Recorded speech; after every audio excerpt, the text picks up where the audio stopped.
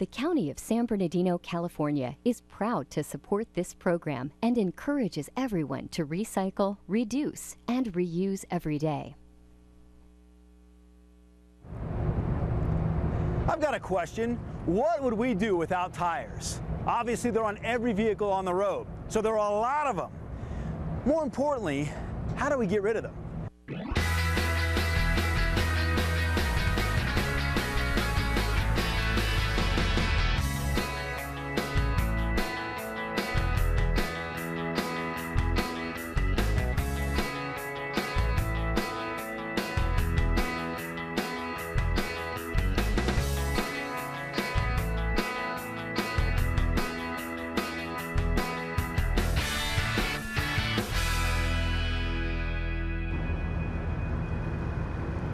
So I'm curious, what would we do without tires?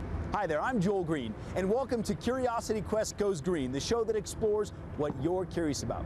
Well, today our quest letter comes to us from Toby in the OC, and he wrote, "Dear Joel, my teacher says you're not supposed to throw tires in the trash. So I'm curious, how do you get rid of them?" Well, Toby, you can recycle tires. And we're out at the Mitsubishi Cement Corp in Southern California, where we're gonna learn one way that they do this. So let's begin today's Curiosity Quest.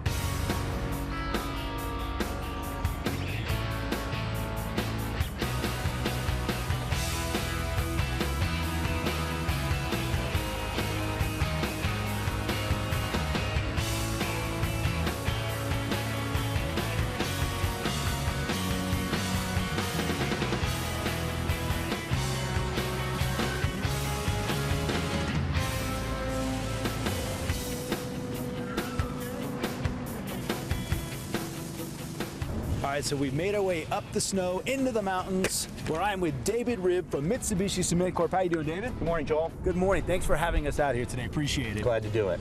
How do cement and recycling tires blend?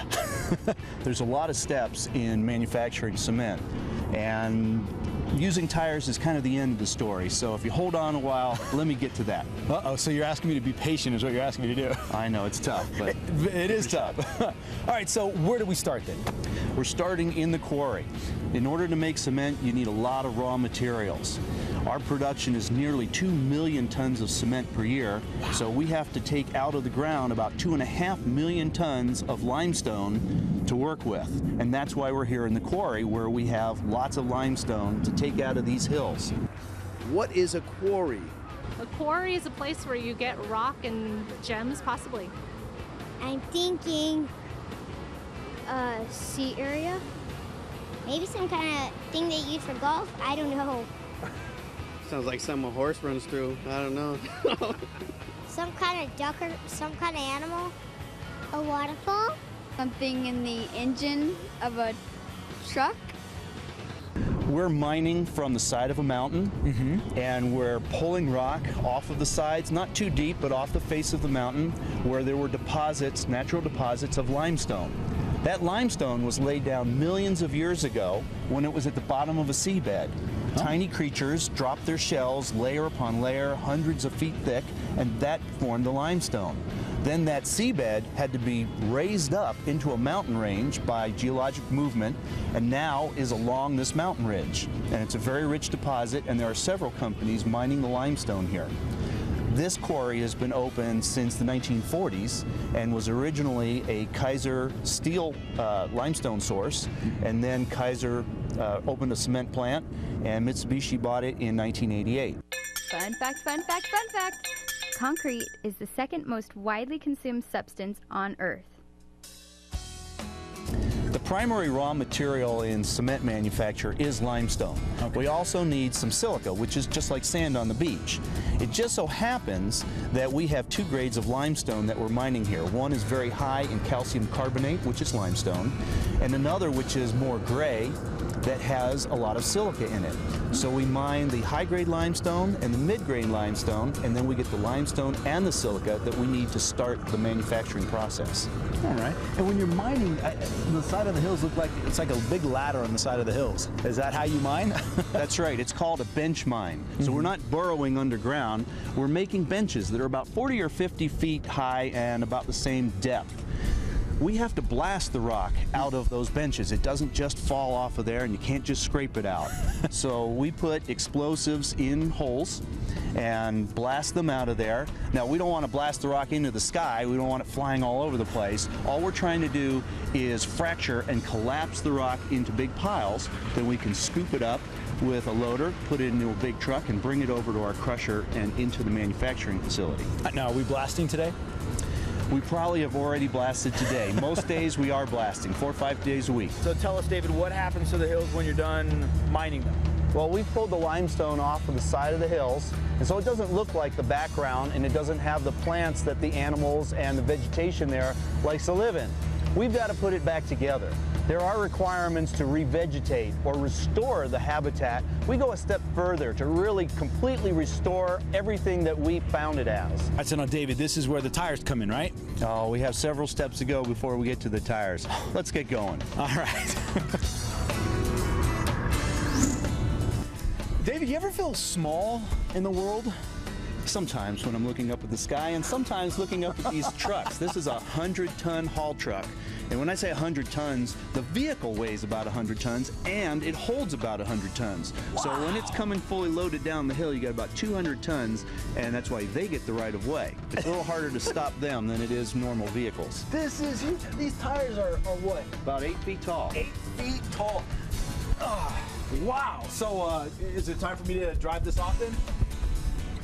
You need a lot of training before you can drive one of those vehicles. You should have seen the look on his face, like, you serious, Joel? All right, David, what is this big other machine over here? That's a mobile drill rig, and that's how we drill the holes for blasting. We get an area that we know we like the limestone, and we drill about a dozen holes, 6 inches wide, about 50 feet deep. Wow. Then we'll put a blasting cap at the bottom of the hole, fill the rest of it up with an explosive mixture, and the last 10 feet with dirt to keep it all contained. All of it is detonation coordinated, so it all goes off at once. So now we're ready to learn about the tires, right? We've got a few steps to go, so let's go look at how the rest of it comes together. All right, let's go. Fun fact, fun fact, fun fact. It takes 7 gallons of crude oil to produce 1 car tire. So David, I see what you use the tires for now. No, that's just a small pile of white sand. There's only a few tires there. We use a lot more tires in the process. We'll get to it. There's a few steps to go. All right. I'm getting there. Now we have 2 piles now, one of each grade, and we take feed from the bottom of the pile. That's why it looks like that one's caved in a bit, because we're taking feed off the bottom of the pile. Oh, wow. And sending it through a third crusher, where it crushes it down to under 1 inch size. And then we're going to mix them in the big dome that you see in the background there. Yeah, I was wondering what's in that dome. You're going to tell me, right? It's a big pile of rocks. A big pile of rocks in the dome, huh? And that's where we mix the two and make sure we have just the right formula for our raw materials. As the show goes on, I'm feeling smaller and smaller, but louder and louder! Sorry, David. I'm sorry about that. That's All right, okay. so we're in the dome. Yes, this is the pre-blend dome. So what is this? You said a pre-blend dome. We're blending the 2 kinds of limestone that we've mined in the quarry. They're coming in the upper conveyor and being stacked on this pile with the radial stacker just behind me. That pile moves towards us here all the way around the building. So are we getting to the tires yet at all? We're getting there. We're getting there. Yep, slowly but surely. So where are we heading next? Next, we'll go to the heart of the process, the preheating tower. The preheating tower. That's where all the raw materials are heated up to 1800 degrees Fahrenheit, and that's where the tires come in. Can we go? Yes, let's get there. Let's go.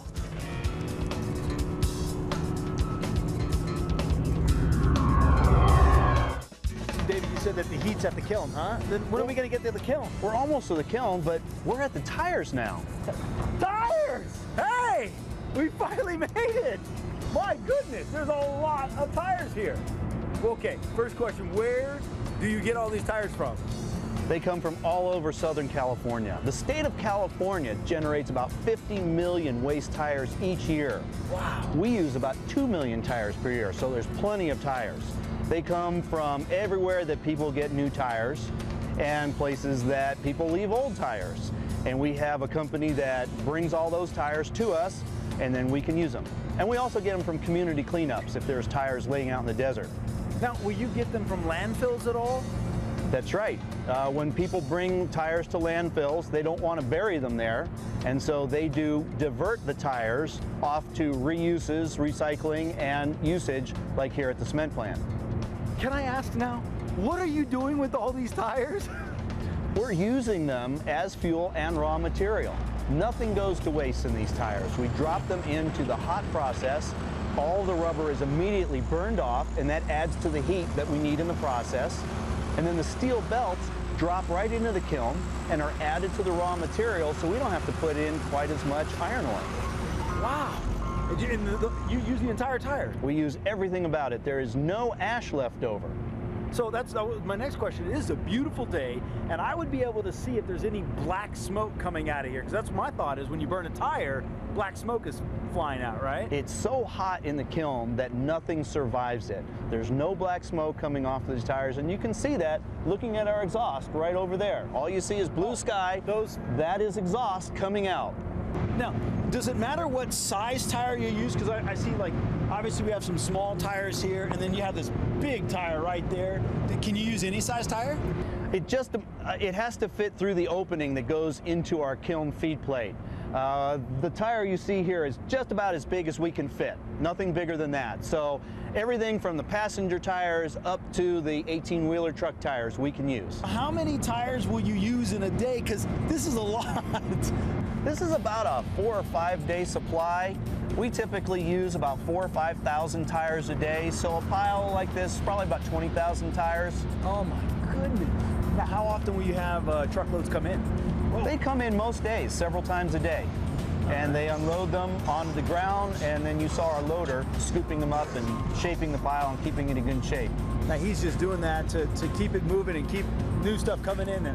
Right, he's shaping the pile, and he's also taking bucket loads into the hopper where then it's fed onto the conveyor belt. All right, so now are we gonna go see the hopper and see how they're going in?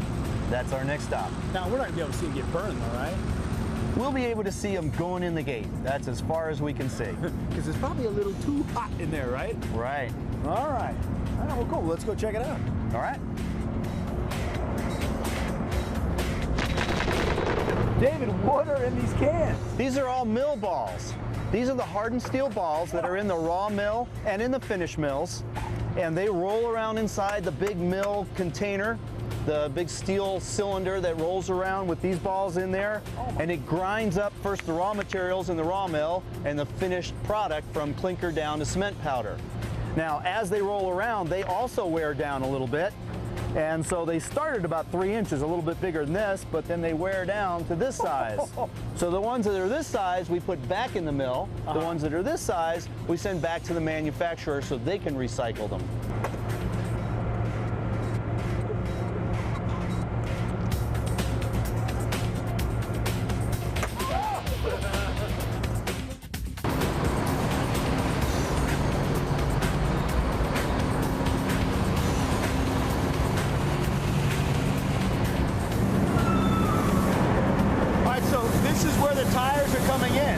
That's right, this is the last stop for them.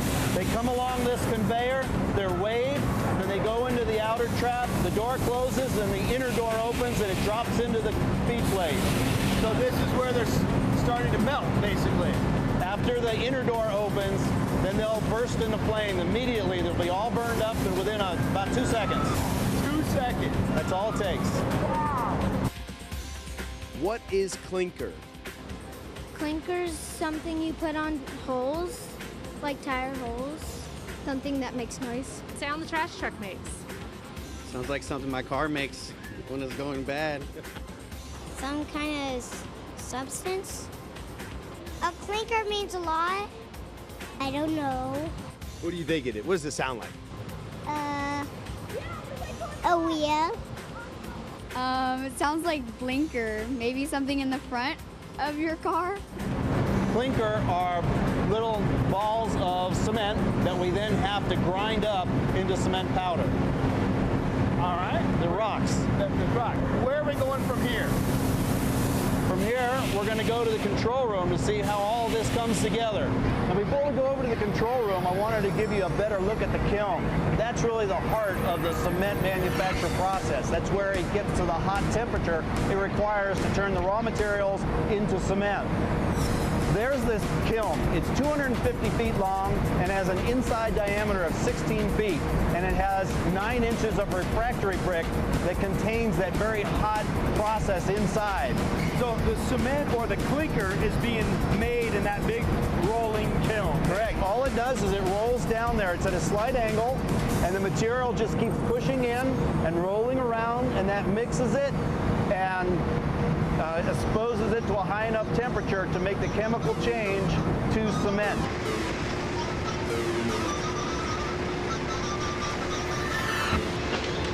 So what in the world am I looking at here? Lots of displays of what's going on in the plant. There's a lot going on, and the production supervisors have a lot to pay attention to keep everything running smoothly. There's dozens of different screens, but we're looking at the screen that shows the main activity through the preheater tower that we were just in and the kiln. This part right here, you said this is where we just came from? Yeah, we're looking at a picture that shows the preheater and kiln system. So this area in here that I'm circling is where we were in the tower. It's a series of vessels where our raw material is contacted with hot air and it heats it. Each one of these vessels that we were next to in the tower looks like this vessel here. Both the hot gases and the raw materials enter in the side, swirl around inside, the hot gases exit the top to go to the next station, the next level, and the materials are heated up some and drop down to the next one. And as the materials drop through, they're heating all the way up to about 1800 degrees Fahrenheit. We do that by burning coal in 2 places. One is here near the bottom of the tower, and the hot gases are circulating back through here. At the other side, or the nose of the kiln, we also are burning coal here to heat the kiln up to 2800 degrees Fahrenheit so that we can make that chemical transformation.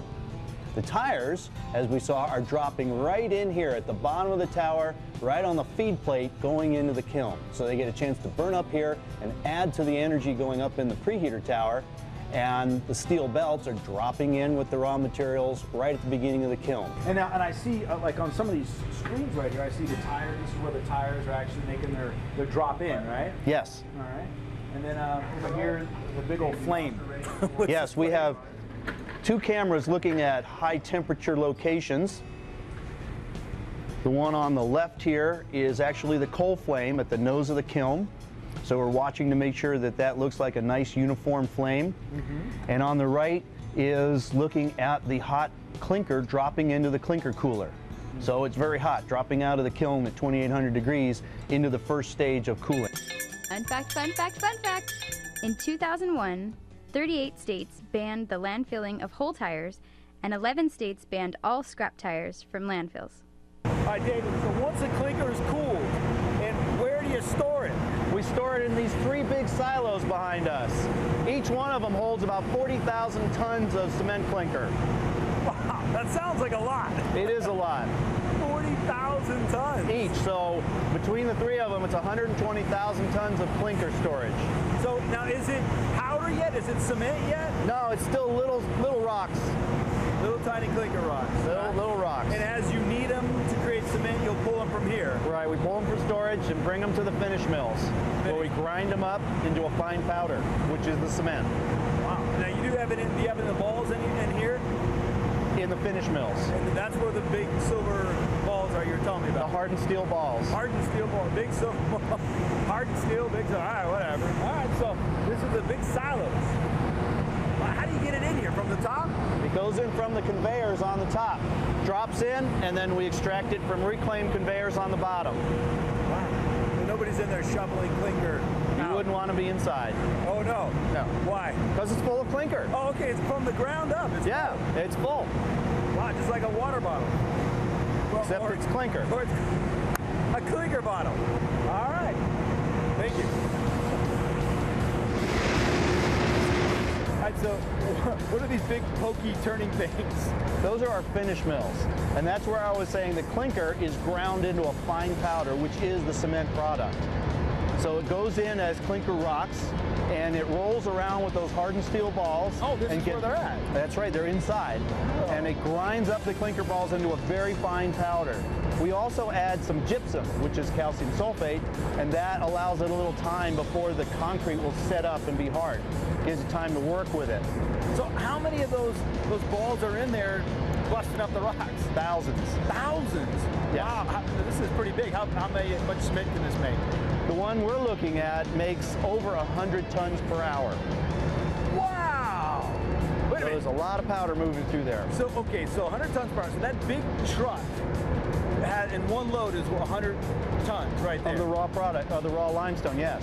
And this thing can make 100 tons of cement in an hour. In an hour, right. Wow, so all those balls are just sitting. Now, I can't really hear any of the metal balls hitting anything. Well, it's pretty thick plating, Okay. so you wouldn't hear inside. Why is it pokey on the outside? Those are big bolts that hold the plates in place. Oh, okay. They look dangerous. You wouldn't want to be raked across them, that's true. Now, how many of those do you have here?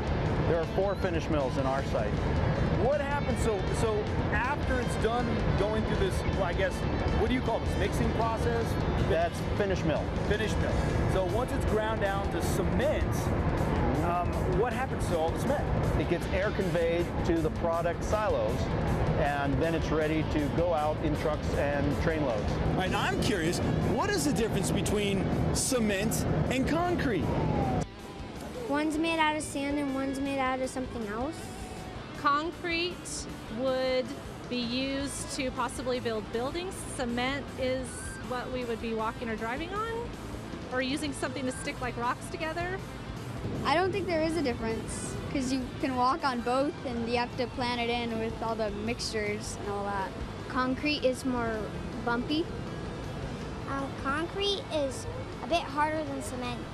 Concrete you ride your skateboard on.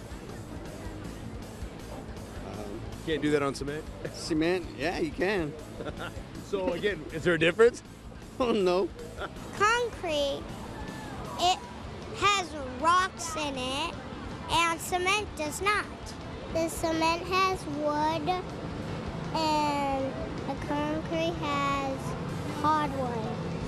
Well, this is cement, and it has the chemical energy kind of baked into it that allows it to bond with the other constituents. You mix that with gravel and sand and water, and then the chemical change happens where it releases its energy to reform all the bonds and glue everything together tightly and come up with concrete, strong concrete. So you can't make concrete without cement. Without cement, exactly.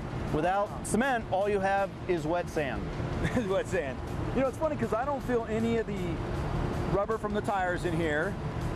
I don't feel any of the steel belts in the tires in here. So it's all burned up, and part of this was created by using recycled tires. That's right. It's all chemically changed and then ground to a fine powder. Fun fact, fun fact, fun fact! Scrap tires often work their way back up to the surface of landfills after burial. All right, David, one of the things I wanted to ask you was, how can the community get involved when it comes to recycling tires? Most communities have community cleanup days where you can bring your tires to a central point and they can be then forwarded by the community to an appropriate recycling facility. That's a check with your local communities in order to find out when and where this goes on at, right? Right. All right. And who knows, your tire may become your driveway, right? That's right. Or a part of your driveway. The glue to your driveway. The glue that holds the concrete together. Well, David, thank you very much. This has been very educational. It's been a lot of fun, Joel. Appreciate it. Fun fact, fun fact, fun fact! Each year, motorists in the U.S. generate about 1 scrap tire for every man, woman, and child in the country. I want to thank David and everyone out here at the Mitsubishi Cement Corporation for teaching us how they recycle tires. And Toby, thanks for keeping us rolling on Curiosity Quest. Now, if you'd like to send us on an eco-friendly quest, go to kvcr.org, click on the Curiosity Quest link, and simply tell me what you're curious about. And your ideas could be our next quest. Now remember, this is our planet, and it's our responsibility to take care of it. So I'm curious, have you gone green? I'm Joel Greene, and I'll see you next time.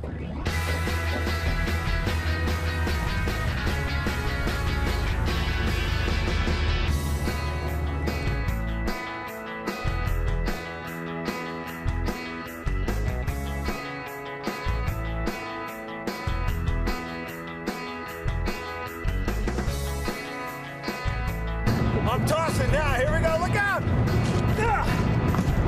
Oh!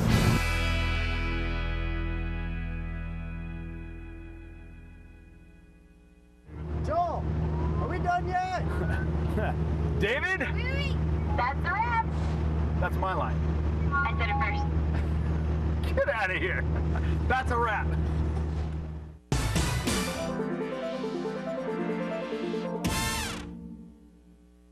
The County of San Bernardino, California is proud to support this program and encourages everyone to recycle, reduce, and reuse every day.